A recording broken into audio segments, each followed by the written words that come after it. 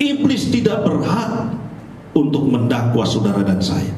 Apapun saudara di luar sana yang mungkin saat ini engkau merasa tidak layak, yang mungkin saat ini engkau merasa hidup ini terlalu kotor, terlalu najis, engkau punya Tuhan yang tidak pernah mendakwa hidupmu siang dan malam. Amin. Tapi iblis mendakwa engkau siang dan malam. Oleh sebab itu, bebaskan hatimu dari rasa bersalah, dari rasa tertuduh, dari rasa terhukum. Sebab itu yang membuat orang stres, bahkan bisa sakit, bahkan puncaknya bisa game over. Oleh karena itu, Tuhan mengasihi engkau, umat Tuhan yang di luar sana. Jangan takut apa yang kau derita.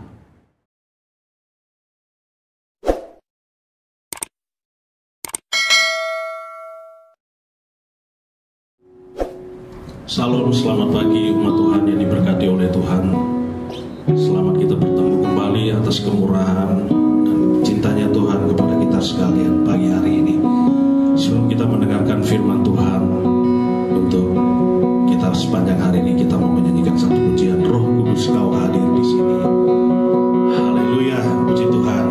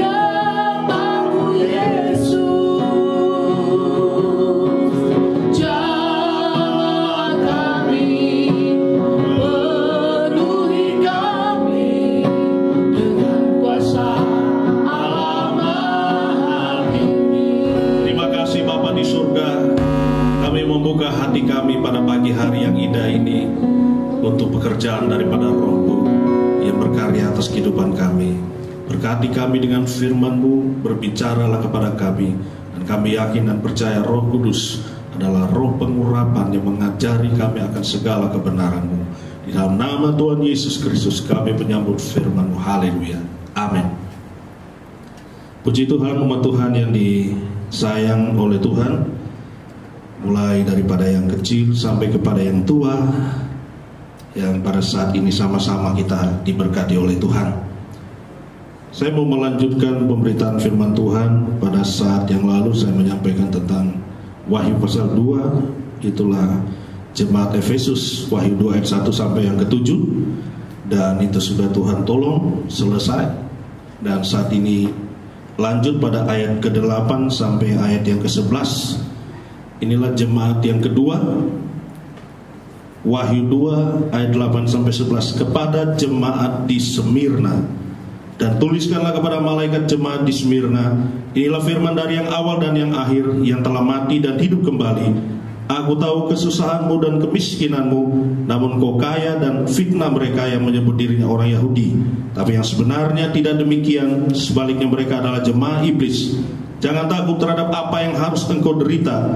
Sesungguhnya iblis akan melemparkan beberapa orang dari antaramu ke dalam penjara, supaya kamu dicobai dan kamu akan beroleh kesusahan selama 10 hari. Hendaklah engkau setia sampai mati, dan aku akan mengaruniakan kepada mahkota kehidupan. Siapa bertelinga, hendaklah ia mendengarkan apa yang dikatakan Roh kepada jemaat-jemaat. Barang siapa menang, ia tidak akan menderita apa-apa oleh kematian yang kedua. Demikian jauh pembacaan kita akan firman Tuhan di pagi hari yang indah ini. Kalau pada hari-hari yang lalu adalah jemaat Efesus yang merupakan jemaat pertama yang menjadi sasaran tujuan Tuhan untuk mendapat lawatan Tuhan, dan saat ini atau pagi hari ini kita mendapat lawatan Tuhan mempelajari tentang jemaat Smyrna. Dan kita pelajari penampilan Tuhan di sini adalah penampilan yang sangat spesial untuk sidang jemaat Smyrna. Di sini dikatakan, akulah yang awal dan yang akhir. kemudian yang telah mati dan hidup kembali. Jadi awal dan akhir, atau dikenal dengan bahasa aslinya Alfa dan Omega. Dan juga yang mati dan hidup kembali. Ya. Jemaat Smyrna adalah jemaat yang secara khusus mendengar langsung apa yang Tuhan nyatakan, bahwa dialah yang awal, dialah yang akhir, dia yang telah mati, dia yang hidup. Maksudnya apa? Yaitu dia datang untuk memberikan satu kekuatan kepada jemaat Smyrna. Jemaat Smyrna diperhadapkan dengan persoalan ketakutan.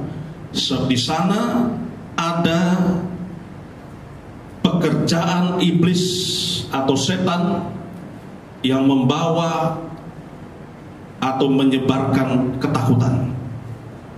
Umat Tuhan yang dikasihi oleh Tuhan, oleh sebab itu pada ayat 10 dikatakan, jangan takut terhadap apa yang harus engkau derita. Umat Tuhan, penderitaan yang dimaksud di sini adalah penderitaan yang akan terjadi atas dunia ini, atas setiap kehidupan, atas setiap umat Tuhan. Namun di sana Tuhan mengatakan, dia yang berpenampilan sebagai yang awal dan yang akhir, atau dia yang berpenampilan sebagai yang sudah hidup, yang sudah mati dan hidup kembali, dia mengingatkan kepada jemaat Smyrna untuk tidak takut atau jangan takut. Jangan takut terhadap iblis. Ya, jangan takut terhadap setan. Walaupun iblis atau setan melancarkan serangan-serangannya, ya kalau kita lihat pada hari-hari ini sungguh-sungguh luar biasa. Ya, namun di saat itu juga Tuhan sedang berkarya, Tuhan sedang bekerja atas umat-umatnya. Di sini Tuhan menyatakan kepada jemaat Smyrna, walaupun jemaat itu diketahui oleh Tuhan sebagai jemaat yang susah dan miskin, Tuhan mau jangan sampai kesusahan atau kemiskinan itu membuat kita takut menghadapi kenyataan hidup ini, membuat kita takut menghadapi masa depan, membuat kita takut dengan pergumulan hidup ini. Ya, kalau itu memang diizinkan oleh Tuhan, ya jalani. Tapi kita harus yakin dan percaya bahwa Tuhan bisa merubah. Ya, miskin bisa jadi kaya, yang susah bisa menjadi bahagia. Oleh karena itu, taruh pengharapanmu sepenuhnya kepada Tuhan. Kalau dia berkata dia yang awal, itu berarti apa yang sudah terjadi di awal itulah pada saat penciptaan langit dan bumi, di mana di situ Tuhan menempatkan Adam dan Hawa. Semua sudah tersedia. Ya. Jadi kalau dari awal saja Tuhan sudah bekerja dengan caranya yang luar biasa, maka seterusnya bahkan sampai akhirnya, yang jadi pertanyaan, kenapa manusia bisa susah? Kenapa manusia bisa menderita? Ya, itulah persoalan yang perlu kita harus ketahui.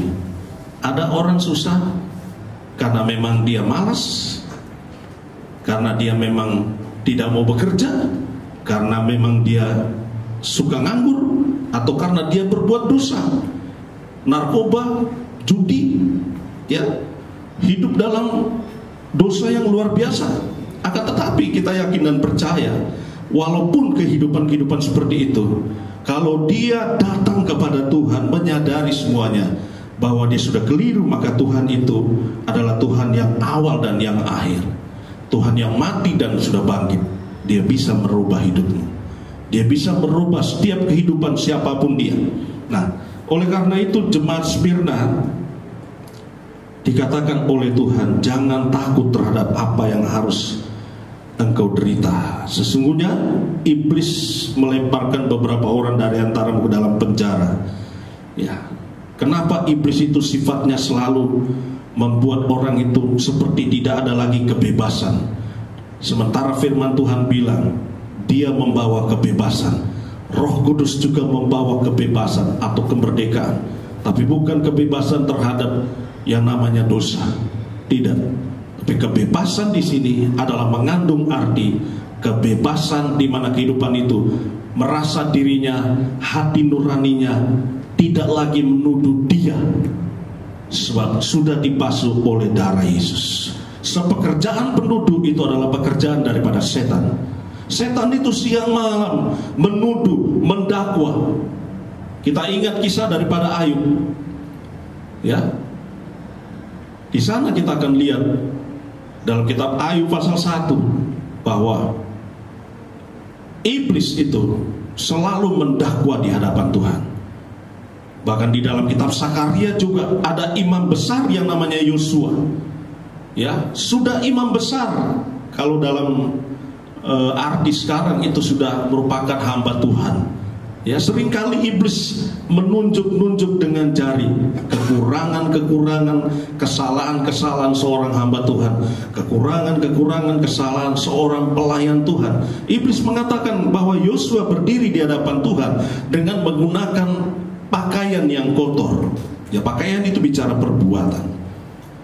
Tapi Tuhan sudah menolong Yosua, sebab Tuhan sudah membasuh. Iblis tidak berhak untuk mendakwa saudara dan saya. Apapun saudara di luar sana yang mungkin saat ini engkau merasa tidak layak, yang mungkin saat ini engkau merasa hidup ini terlalu kotor, terlalu najis, engkau punya Tuhan yang tidak pernah mendakwa hidupmu siang dan malam. Amin. Tapi iblis mendakwa engkau siang dan malam. Oleh sebab itu, bebaskan hatimu dari rasa bersalah, dari rasa tertuduh, dari rasa terhukum. Sebab itu yang membuat orang stres, bahkan bisa sakit, bahkan puncaknya bisa game over. Oleh karena itu, Tuhan mengasihi engkau, umat Tuhan yang di luar sana. Jangan takut apa yang kau derita. Ya, seringkali penderitaan itu datang dari apa yang kita takuti. Ya, kita takut terutama di sini adalah takut datang kepada Tuhan, takut kepada pribadi yang menciptakan langit dan bumi. Kita datang dengan rasa diri ini bebas, rasa diri ini sudah merdeka. Ya, bahwa hati nurani kita ini oleh darah Yesus sudah dibersihkan, sudah dimurnikan. Ada beberapa kesaksian, ada bahkan orang yang curhat kepada saya, Pak, saya ini sudah tidak bisa lagi berdoa. Ya, hati saya menuduh, saya tidak bisa lagi beribadah, tidak bisa lagi bersekutu dengan Tuhan. Saya terhukum, saya stres, saya terganggu. Hati dan pikiranku ini seolah-olah menuduh bahwa saya ini sebagai orang yang malas, saya ini orang yang tidak berani tampil di depan umum, bahwa saya ini adalah orang-orang yang kurang bersemangat. Ya, tidak mau terlibat dalam persekutuan-persekutuan, bahkan tidak mau ke gereja karena hati saya tertuduh setiap hari. Ya, bisa 1 kali 24 jam hati ini, pikiran ini tertuduh. Kamu ini berdosa, kamu tidak boleh datang ke gereja. Ya, kamu ini najis, kamu itu begitu kotor, kamu itu tadi lagi bermain game judi dan lain sebagainya. Ya, tetapi saya katakan kepada orang ini, kalau engkau mau dibebaskan oleh Tuhan, Dia satu-satunya bisa memberi kebebasan hatimu dan pikiranmu, apapun itu. Walaupun iblis mendakwa engkau atau ada banyak jari yang menunjuk engkau, mereka tidak berhak untuk menuduh.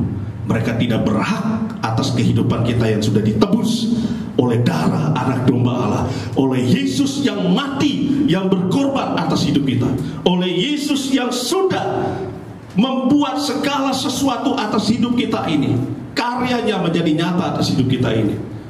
Ya, saya oleh kemurahan Tuhan, kami merasa dalam pelayanan itu senantiasa kasih Allah menguasai hidup ini.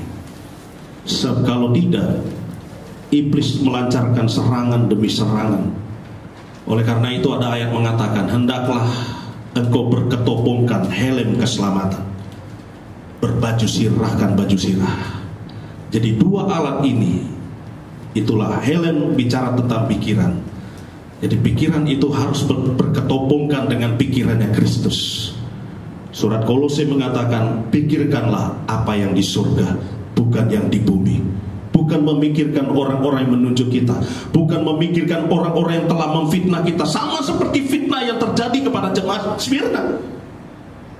Ya, makanya mereka itu seolah-olah menderita, mereka itu susah. Itu sebabnya Tuhan mau kita banyak memikirkan perkara-perkara yang di surga, bukan di bumi. Bahkan berbaju sirakan, iblis seringkali menyerang hati kita. Tapi Yesus yang sanggup memerdekakan hati kita oleh darahnya.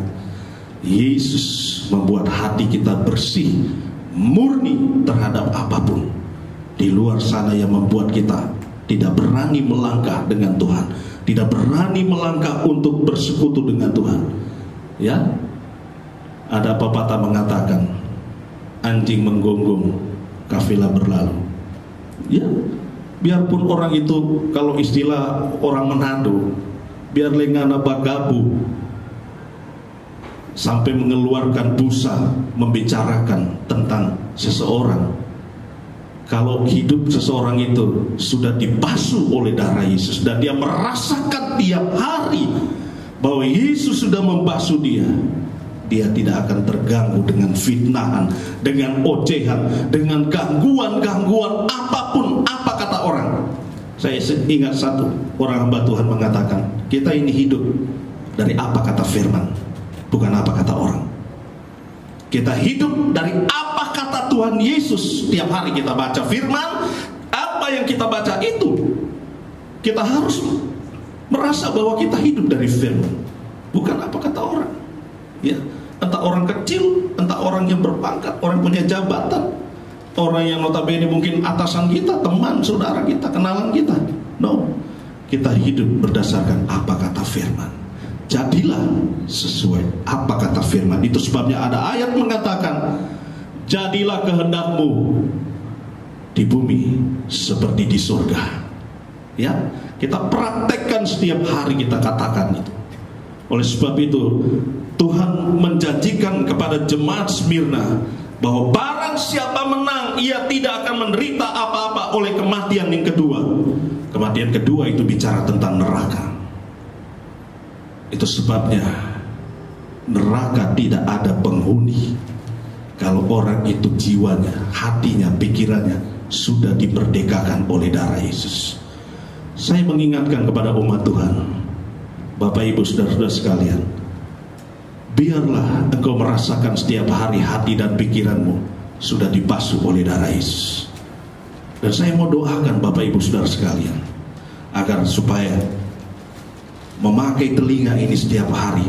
Saya yakin dan percaya Roh Kudus setiap hari mengatakan bahwa engkau dikasihi oleh Bapa di surga, engkau disayang, sebab engkau sudah dimerdekakan. Jemaat Smyrna menang dari persoalan ketakutan terhadap apa yang mereka alami. Meskipun iblis yang menyebabkan ketakutan itu, ada Yesus yang mampu mengusir ketakutan itu. Tuhan Yesus memberkati. Saya akan mau berdoa, namun sebelumnya kita akan angkat satu lagu pujian kita saat ini. Bapa pegang tangan. Haleluya. Oh Tuhan Yesus, engkau dasar. Tuhan mengasihi engkau, Bapak Ibu sekalian. Bapa pegang tanganku. Haleluya. Bapa ku rindu selalu berada dekatmu, melihat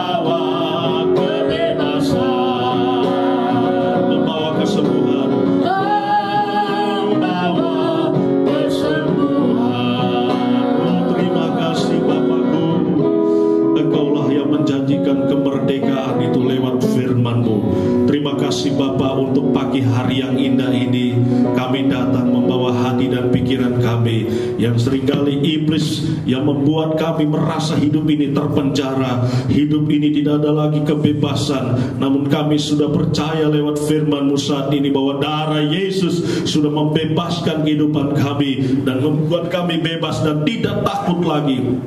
Terima kasih Bapa, Hamba-Mu, anak-Mu ini berdoa untuk umat-umat Tuhan yang di luar sana, mereka-mereka yang terlibat dalam kehidupan yang sudah berdosa dan mereka tertuduh dan mereka tidak berani datang kepada-Mu. Bapa, bebaskan hati dan pikiran mereka bahwa Bapa sudah mengampuni mereka, bahwa Bapa sudah membuat Yesus mati di atas kayu salib dan membasuh dosa pelanggaran kesalahan mereka menjadi bersih dan menjadi kehidupan-kehidupan yang suci di hadapan-Mu.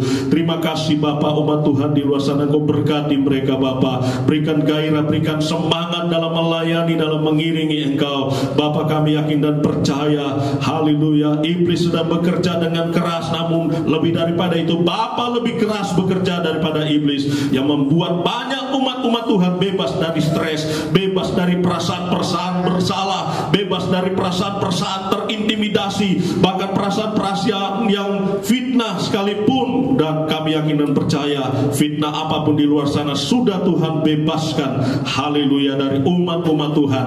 Itu sebabnya tidak terganggu lagi. Terima kasih Tuhan, berkati wadah GBI Bethlehem ini lewat media YouTube maupun Facebook. Engkau berkati umat-umat Tuhan yang dilawat Tuhan pada pagi hari ini. Kiranya berkat Allah Bapa, Putra dan Roh Kudus tinggal menyertai mereka dengan kesembuhan, dengan kesehatan, dengan kekuatan, marifat, panjang umur, dengan kelimpahan berkat Abraham, Ishak dan Yakub, dengan kekayaan bangsa-bangsa, dengan kekayaan yang luar biasa atas hidup ini. Gereja Tuhan, umat Tuhan adalah umat yang diberkati. Kami hidup dari apa yang dikatakan oleh firman-Mu, oleh Tuhan, bukan apa yang dikatakan oleh manusia, bukan apa yang dikatakan oleh siapapun Tuhan. Haleluya, mereka tidak berhak, iblis tidak berhak menghakimi kami, menjustis kami, tetapi kami sudah benar-benar dibebaskan dan ditolong oleh Tuhan. Kami berketompongkan helm keselamatan, berbaju sirahkan ke baju keadilan. Terima kasih Bapa, terima kasih untuk pelayanan pagi hari ini, lawatan-Mu dahsyat bagi umat Tuhan, sehingga sepanjang hari ini kami berjalan dengan karya-Mu Bapa di surga,